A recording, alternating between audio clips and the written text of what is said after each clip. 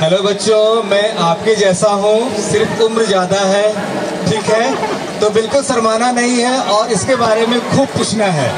आप लोगों को मालूम होगा, आप लोग कहीं न कहीं किसी गांव से बिलोंग करते होंगे, कहीं न कहीं घर होगा आपका। तो बिहार में वैसे लगभग 2000 से ज़्यादा गांव है जहाँ पे प्राचीन काल का धरोहर मिलता है। ये भी एक गांव है, बराबर एक गांव है। और तो इस गांव का यह धरोहर है। आपके गांव में क्या होगा, अलग अलग खेत होगा, वहाँ पे झिटकौर जमीन होगा, झिटकी निकलता होगा, खपड़ा निकलता होगा।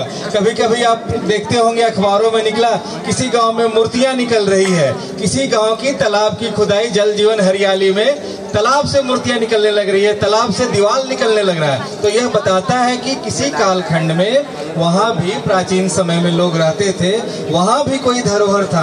अंतर इतना ही है, वहाँ ईंट निर्मित धरोहर था, यहाँ पाषाण निर्मित धरोहर है और स्टोन निर्मित धरोहर है। यही अंतर है, कि खास अंतर नहीं है। और आप कौन कौन जानना चाहेंगे, इस बराबर पहाड़ का सबसे प्राचीन नाम क्या था? इस बराबर पहाड़ का, इस माउंटेन का, इस हिल का, इस पर्वत का सबसे पहला प्राचीन नाम जो अभिलेख में मिलता है वह क्या था? अरे ये तो आप लोग को पूछना चाहिए था, हम पूछ रहे हैं आप लोगों से, उल्टा हो गया। कहाँ गए सर?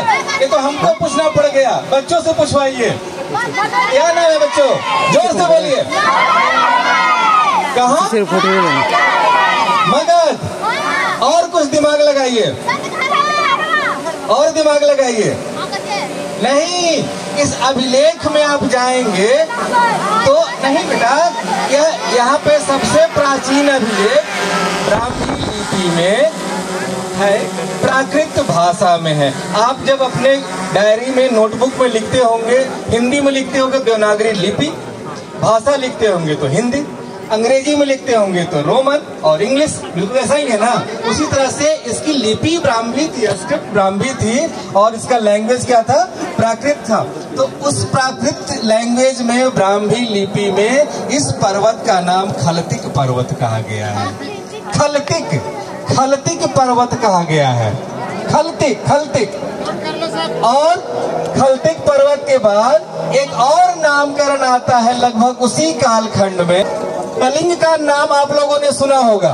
खारवेल जो था, जो कलिंग का राजा था, खारवेल जब आता है अपने शासन काल के 8वें वर्ष में, जब जानता है कि डेमेट्रियस जो यूनानी शासक था, दिमित जो था, इधर बराबर की पहाड़ की तरफ आक्रमण करने आया है, तो वह वहां से चल के, खारवेल जो उड़ीसा का शासक था, तो वहां से चल के गोरखगिरी पर आता है। गोरखगिरी भी इसका नाम था।